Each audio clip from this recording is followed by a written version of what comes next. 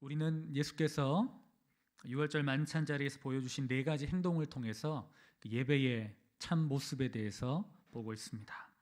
하나님께서 떡을 취하시고 그리고 축복하셨습니다. 그리고 오늘 말씀의 제목처럼 떡을 떼셨습니다. 떡을 뗀다는 것은 여러 모양으로 찢는 것, 모양으로 잘게 부순다는 것을 의미합니다. 그러면 떡이 갖고 있던 본래의 의미가, 본래의 모습이 망가지게 됩니다. 이것은 참 불편합니다. 왜 나를 잘게 쪼개게 하시는 건지 마음에 들지 않습니다. 욥이 그랬습니다. 욥은 정직한 사람입니다. 당대의 누구보다 하나님 앞에 바르게 살았습니다. 그런데 하나님이 그의 인생을 찢기 시작합니다. 그렇게 많던 재물도, 그렇게 아름답고 복됐던 자녀도 하나님께서 찢기 시작합니다. 그리고 자신의 몸은 병이 들어서 너무 힘들어졌습니다. 이런 일을 당한 직후에도 어떻게 합니까? 욥은 하나님을 원망하지 않고 입술로 범죄하지 않습니다. 모든 것이 하나님으로부터 왔기 때문에 하나님께로 돌아간다라고 그렇게 고백합니다. 그런데 시간이 지날수록 화가 나기 시작합니다. 내가 왜 이렇게 무슨 잘못을 했길래 이런 어려움을 당해야 되냐고 원망하는 마음이 들기 시작합니다. 그래서 욥은 하나님께 묻고 싶습니다. 왜 도대체 나에게 이런 일이 일어나는 것입니까? 동일하게 하나님은 우리를 찢으십니다.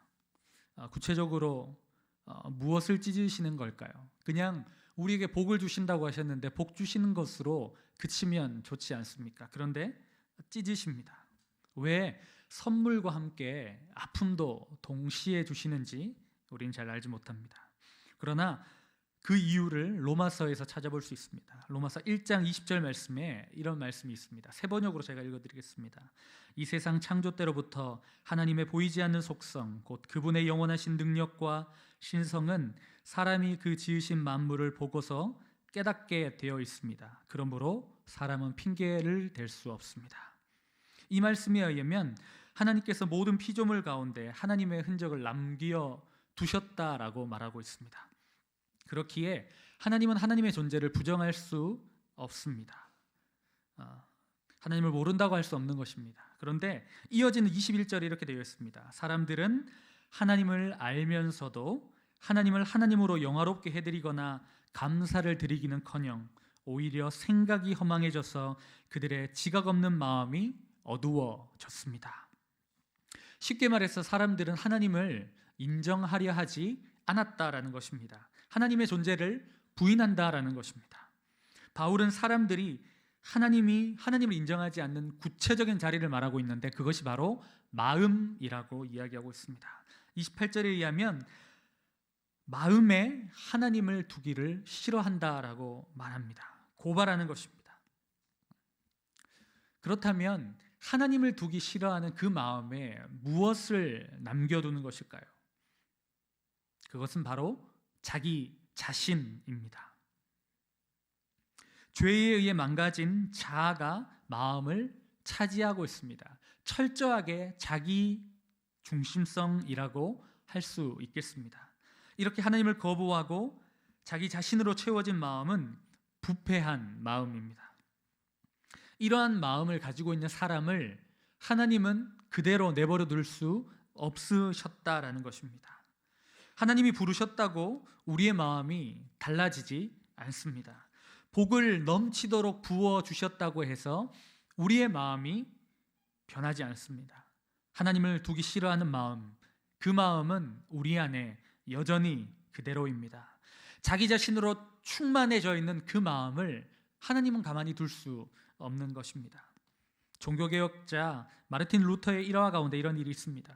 1505년 7월 2일 슈토트 테른하임이라는 작은 마을 근처에 루터가 무서운 뇌우를 만납니다. 죽음의 공포 가운데서 그는 소리 지릅니다. 하나님, 성한나여 나를 도우소서. 살려주시면 내가 수도사가 되겠습니다. 이 일을 계기로 루터는 금욕 생활을 강조하던 어거스틴의 수도원에 들어가게 됩니다. 루터는 누구보다도 열심히 수도 생활을 진지하게 감당합니다. 교단의 규칙을 엄격하게 지키고 최선을 다해서 기도하고 독서를 했습니다. 그리고 때때로 3일 동안 물 한 방울, 빵 한 조각 먹지 않은 금식 생활을 하게 됩니다. 이렇게 열심히 수행을 하면서도 루터가 깨달은 것이 있습니다. 그것은 사람들은 기본적으로 철저하게 자기 중심적이라는 사실입니다. 루터가 이런 말을 했습니다. 다른 모든 일을 대신해서, 심지어 하나님을 대신해서 그 자체의 뜻을 두며 하나님의 일이 아닌 그 자신의 일만 추구한다. 그러므로 인간 본성은 그 자신이 제일의 그리고 가장 큰 우상이다. 성경은 인간을 그 자신에게로 향하는 그런 존재로 묘사한다. 즉, 인간은 자기 자신의 목적을 위해 육체적인 선물뿐만 아니라 심지어 정신적인 선물도 사용하며 모든 것을 자기 자신만 위해 추구한다. 루터의 고백에서도 알 수 있듯이 가장 큰 우상은 자기 자신입니다. 나쁜 일을 뿐만 아니라 선한 일을 하면서도 자기 자신이 목적이라는 것을 루터가 철저하게 깨달았다라는 것입니다. 그래서 하나님을 마음에 두려워하지 않습니다. 이런 마음은 병든 마음입니다. 그대로 내버려 둘 수가 없습니다. 수술을 해서 썩은 부분을 도려내야 합니다. 철저한 변화가 필요한 마음입니다. 그래서 우리 주님은 떡을 쪼개십니다. 우리의 마음을 쪼개십니다. 하나님을 거부하는 그 마음을 부수시는 것입니다. 암덩어리가 있으면 아무리 복을 받아도 그것을 복이라고 이야기할 수 없습니다. 그래서 우리 주님은 떡을 쪼개시는 것입니다. 우리가 어떻게 해야 될까요? 우리의 마음을 새롭게 해야 됩니다. 하나님께서 나를 부르셔서 복을 주셨다는 사실만으로는 충분하지가 않습니다. 마음이 새롭게 되어야 합니다. 마음에 하나님을 두지 않는 상태로 복을 받으면 그것은 복이 아니라 저주가 될 수 있습니다. 복에는 독성이 있습니다. 그래서 그 복이 때로는 우리에게 독을 주고 저주로 돌아오게 하는 것입니다. 그래서 로마서 1장 12장 1절과 2절에서는 이렇게 말하고 있습니다. 우리는 이 말씀을 눈여겨볼 필요가 있습니다. 로마서 1장부터 11장까지는 어떻게 합니까? 복음의 핵심에 대해서 자세하게 전하고 있습니다. 하나님께서 마음에 하나님 두기를 싫어하고 온갖 죄를 지어온 인류를 위해 예수님을 내어주셨습니다. 예수님께서 화목제물이 되셔서 우리가 새 생명을 얻게 되었습니다. 그래서 죄와 사망의 노예가 아니라 생명과 성령의 법을 따라 살게 하셨습니다. 그래서 12장 1절을 이렇게 선언합니다. 그러므로 형제들아, 내가 하나님의 모든 자비하심으로 너희를 권하노니 너희 몸을 하나님 기뻐하시는 거룩한 산제물로 드리라. 이는 너희가 드릴 영적 예배니라. 아멘. 은혜를 베푸신 하나님께 우리가 할 일은 우리 자신을 거룩한 산제물로 주님께 드리는 것입니다. 그런데 이 영적 예배라는 것이 어떤 예배입니까? 2절에서 영적 예배가 무엇인지에 대해서 설명하고 있습니다. 2절입니다. 너희는 이 세대를 본받지 말고 오직 마음을 새롭게 함으로 변화를 받아 하나님의 선하시고 기뻐하시고 온전한 뜻이 무엇인지 분별하도록 하라. 아멘. 하나님께서 영적 예배를 드리려면 세 가지가 필요하다고 말하고 있습니다. 이 세대를 본받지 않는 것, 그리고 마음을 새롭게 함으로 변화를 받는 것, 그리고 하나님의 뜻을 분별하는 것, 이 세 가지가 필요합니다. 그런데 여기서 핵심이 무엇이겠습니까? 바로 마음을 새롭게 하는 것입니다. 왜 마음을 새롭게 하는 것이 필요할까요? 이 세대를 본받지 않기 위해서입니다. 이 세대는 자기 자신이 가득 차 있는 곳을 말합니다. 그래서 영적인 예배를 드릴 수가 없는 것입니다. 그러니 우리는 마음을 새롭게 해야 합니다. 나아가 그래서 하나님의 뜻을 분별할 수 있습니다. 이것이 바로 영적 예배라고 말하고 있습니다. 여기서 흥미로운 사실은 마음을 새롭게 함으로 변화를 받아라는 구절이 수동태라는 것입니다. 이것은 분명히 의미하는 바가 있습니다. 우리 스스로는 자기 마음을 새롭게 할 능력이 없다라는 것을 말해주고 있습니다. 우리가 이것을 철저하게 깨닫는 것이 시작입니다. 망가진 마음을 고칠 수 있는 힘은 우리 자신에게 있지 않습니다. 그래서 이 문장이 수동태라는 것입니다. 게다가 변화를 받아라는 헬라어 단어를 유심히 볼 필요가 있는데 메타모르프라는 단어인데 이 헬라어 단어는 영어로 메타모포시스라는 것에 유래가 됩니다. 그래서 이 단어는 애벌레가 나비가 되는 탈바꿈, 변태라는 단어입니다. 모양이 어떻게 해요? 완전히 달라지는 것을 말하고 있는 것입니다. 마음을 새롭게 함으로 영적 예배를 드린다는 것은 이런 것입니다. 완전하게 변화된 것. 과거와 지금 예배 드리는 현재가, 미래가 완전히 달라지는 것을 의미합니다. 오늘 우리가 드리는 예배도 하나님께 드리는 영적 예배가 되었으면 좋겠습니다. 그래서 우리의 심령의 새로움을 받아 우리가 온전하게 새로워지는, 완전하게 탈북금되는 예배가 되어지기를 간절히 소원합니다. 그러니 우리 주님께서는 내 마음을 만지신다라고 얘기하고 있습니다. 단순히 내 마음을 위로해 준다, 내 마음을 만져준다라는 것에서 우리가 벗어나야 됩니다. 어떤 사람들은 그냥 내 마음속에 위로가 있었습니다라고 그치는 분들이 있습니다. 그러나 완전하게 근본적으로 우리의 마음을 뜯어 고치시기를 주님께서는 원하고 계십니다. 여러분, 예배는 마음을 수술을 하는 자리입니다. 그래서 도려내는 자리이고 찢겨지는 자리고, 그래서 새로움을 덧입는 자리임을 기억할 수 있는 우리가 되었으면 좋겠습니다.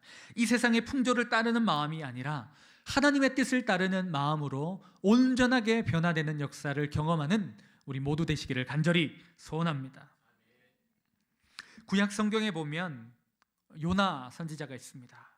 저도 참 좋아하는 선지자입니다. 요나의 마지막 장면에 보면 요나가 니느웨라는 도시가 심판을 받아서 망하기를 기다립니다. 요나의 마음은 니느웨가 망하기를 원합니다. 왜냐하면 자기의 종족 이스라엘과 거의 이렇게 원수지간과 같습니다. 항상 우리 마을을 학대하고 망가뜨리고 힘들게 하는 곳을 누가 좋아하겠습니까? 이 일에만큼은 하나님의 마음보다 요나가 자기의 마음이 더 중요했습니다. 요나의 마음은 이미 삐뚤어져 있었습니다. 하나님께서 들어갈 틈이 없었습니다. 그런 요나를 위해 하나님은 박넝쿨을 준비하십니다. 박넝쿨은 그에게 시원한 그늘이 되었습니다. 너무 더워서 정말 죽겠다라고 계속 이렇게 불평하는 요나를 향해서 하나님은 복을 주십니다. 그 박넝쿨이라는 복을 주시는 것이죠. 그래서 무척 기뻐했습니다.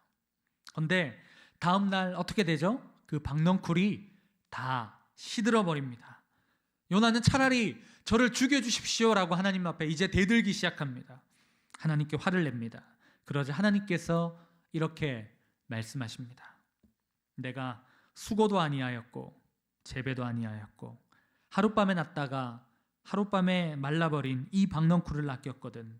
하물며 이 큰 성읍 니느웨에서 좌우를 분별하지 못하는 자가 12만 명이요 가축도 많이 있나니 내가 어찌 아끼지 아니하겠느냐.